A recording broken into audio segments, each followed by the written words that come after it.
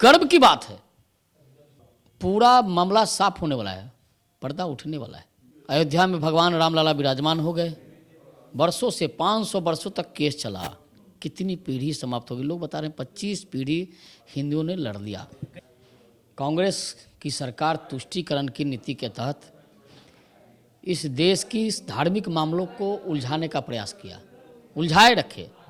राजनीतिक विषयों पर, कूटनीतिक विषय पर भी फेल रहा, या फिर वोट की राजनीति के लिए कश्मीर की समस्या को जिंदा रखा। जो सत्यता है उसकी जांच हो रही है। अयोध्या में राम मंदिर बना है, उसके लिए मस्जिद के लिए ज़मीन उपलब्ध कराई गई है। कोई ऐसा जगह नहीं है जहां मस्जिद को तोड़ा गया और ज़मीन नहीं उपलब्ध कराएगा। लेकिन इस देश में हजारों ऐसे मंदिर हैं जिसको तोड़ दिया गया, लेकिन उसका पता तक नहीं चला।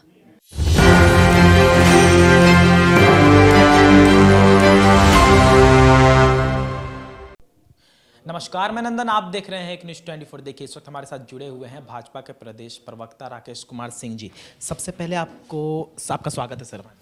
धन्यवाद।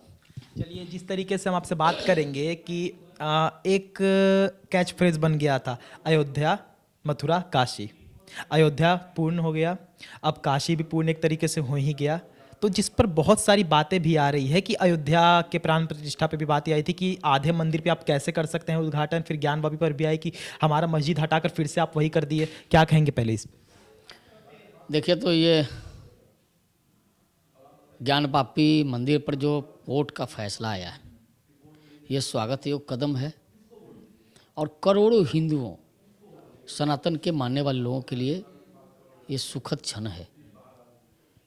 ज्ञानवापी मंदिर को जिस प्रकार से कब्जा किया गया और कब्जा करके सत्यता को झुठलाया जा रहा था। सत्यता की जांच हुई, अभी तो बहुत जांच बाकी है।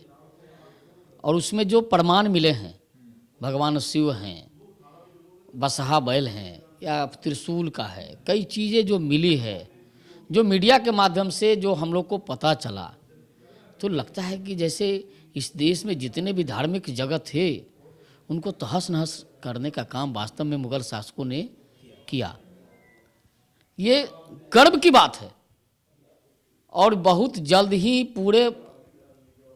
पूरा मामला साफ होने वाला है, पर्दा उठने वाला है। जिस प्रकार का काम हो रहा है हिंदुस्तान में, इसकी ज़रूरत थी। विकास के काम होंगे, राजनीति होंगी, लेकिन जो धार्मिक कार्य है जिन पर आतताइयों ने कब्जा किया, वो कार्य भी होने चाहिए। बनारस में की सूरत बदली, अयोध्या में भगवान रामलला विराजमान हो गए। वर्षों से 500 वर्षों तक केस चला, कितनी पीढ़ी समाप्त होगी। लोग बता रहे हैं 25 पीढ़ी हिंदुओं ने लड़ लिया। कहीं ना कहीं एक बात उठकर आती है ना कि 1947 में जब देश आज़ाद हुआ, उसके बाद से ना अयोध्या में ना काशी में कहीं भी किसी ने ध्यान नहीं दिया था आज तक। और सब तथ्य की बात करें तो तथ्य एक से एक मिले थे। जैसे कि कुछ दिन पहले ताजमहल की भी बात आई थी कि उसके अंदर भी शिव के होने के सबूत हैं, और शिवलिंग के ऊपर ही सारे के सारे मस्जिद बना दिए जाते हैं। जैसा कि औरंगजेब की अगर हम कहानी पढ़ते हैं तो वहाँ भी पता चला था कि हर एक मंदिर को तोड़कर वहाँ मस्जिद बनाया गया था। कुछ मंदिर रह भी गए थे। तो उसी चीज़ को अगर मोदी जी दोबारा से सही कर रहे हैं तो उसमें कहाँ पे गलती आ रही है? देखिए, लगभग 75 वर्ष हो गए आज़ादी के, और इस 75 वर्ष की आज़ादी में लगभग 55 वर्षों तक कांग्रेस की सरकार रही। कांग्रेस की सरकार तुष्टीकरण की नीति के तहत इस देश की इस धार्मिक मामलों को उलझाने का प्रयास किया, उलझाए रखे। राजनीतिक विषयों पर, कूटनीतिक विषय पर भी फेल रहा, या फिर वोट की राजनीति के लिए कश्मीर की समस्या को जिंदा रखा। कश्मीर की समस्या को सलटाने का काम नहीं किया। धारा 370 उसको पेंडिंग में रखा। जितनी भी इस देश की जो समस्याएं थी, सभी समस्याओं को पेंडिंग में रखकर अपनी राजनीति करते रहे। केवल राजनीति किए, सत्ता चाहिए, प्रधानमंत्री की कुर्सी पर बने रहे, हम बने या हमारे परिवार का ये मैक्सिमम समय यही रहा, या हमारे जो सलाहकार हैं, चाटुकार हैं, वो गद्दी पर बैठे रहे। इसी की चिंता की गई, देश की चिंता नहीं की गई। देश की चिंता अगर की गई होती तो इतनी समस्या 75 वर्षों तक नहीं रहती। लेकिन भारत में जब से नरेंद्र मोदी जी की सरकार बनी है, अटल जी आए थे, अटल जी की सरकार में भी काम हुआ, और अटल जी की सरकार में जितना काम एक कार्यकाल में जितना किया शायद कोई उसके पहले कोई किया होगा। और नरेंद्र मोदी जब से आए, नरेंद्र मोदी जी ने अपने कार्यकाल के 10 वर्षों में इतिहास रचने का काम किया है। वो धार्मिक क्षेत्र में हो, राजनीतिक क्षेत्र में हो, विदेश के कूटनीतिक क्षेत्र में हो, हर क्षेत्र में अपने को लोहा मनवाने का काम नरेंद्र मोदी जी ने किया है।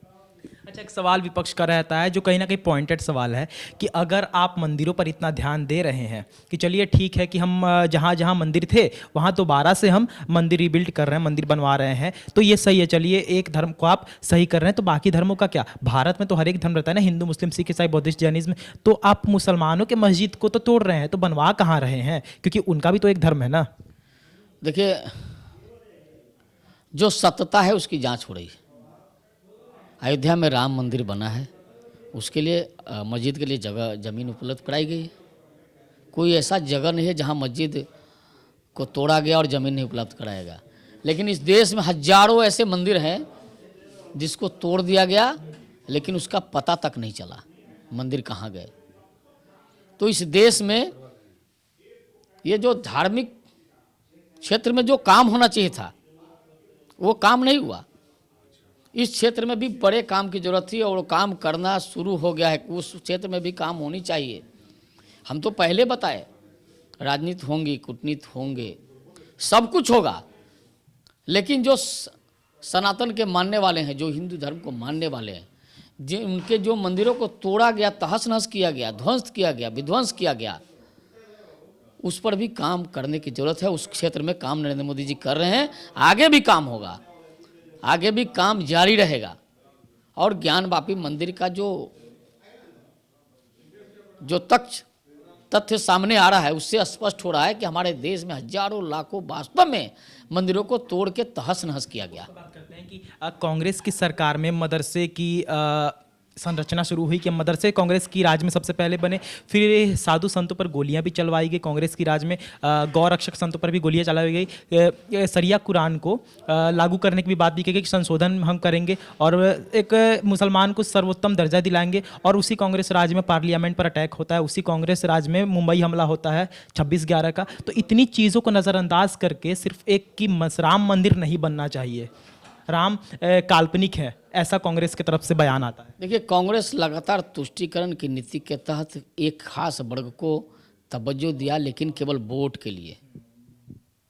उसका विकास जितनी होनी चाहिए उसकी भी विकास नहीं हुई।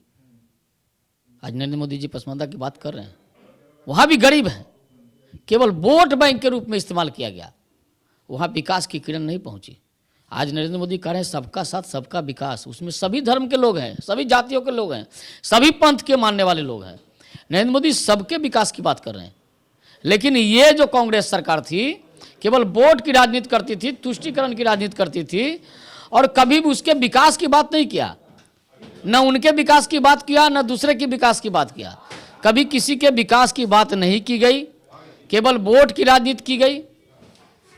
और वोट की राजनीति में देश की स्थिति को जिस हालत में था वैसे ही छोड़ने का काम किया गया। इच्छा हुई कभी कुछ काम कर लिए, लेकिन लगातार उसको नेगलेक्ट करने का काम। और धार्मिक क्षेत्र में जितने काम होना चाहिए था नहीं किया गया, वो बहुत जरूरी था और वो काम हो रहा है। उसमें काम करने की जरूरत है। अच्छा, विपक्ष भाजपा पर एक आरोप भी लगाती है कि धर्मवाद करके भाजपावादी चलते हैं और एक अंधभक्त का भी नाम दे दिया जाता है कि अंधभक्त जो भाजपा को वोट देते हैं वो अंधभक्त हो गए और धर्मवाद करके भाजपा अपने आप को आगे बढ़ाती है। तो उस पर आप क्या कहेंगे, क्या भाजपा सच में धर्मवाद करती है? देखिए, भारतीय जनता पार्टी हमेशा से सबके विकास की बात करती है, सभी क्षेत्र में काम करी। कहाँ कभी कोई करे कि फलाने धर्म का ही विकास हो, केवल फलाने लोगों का ही विकास हो।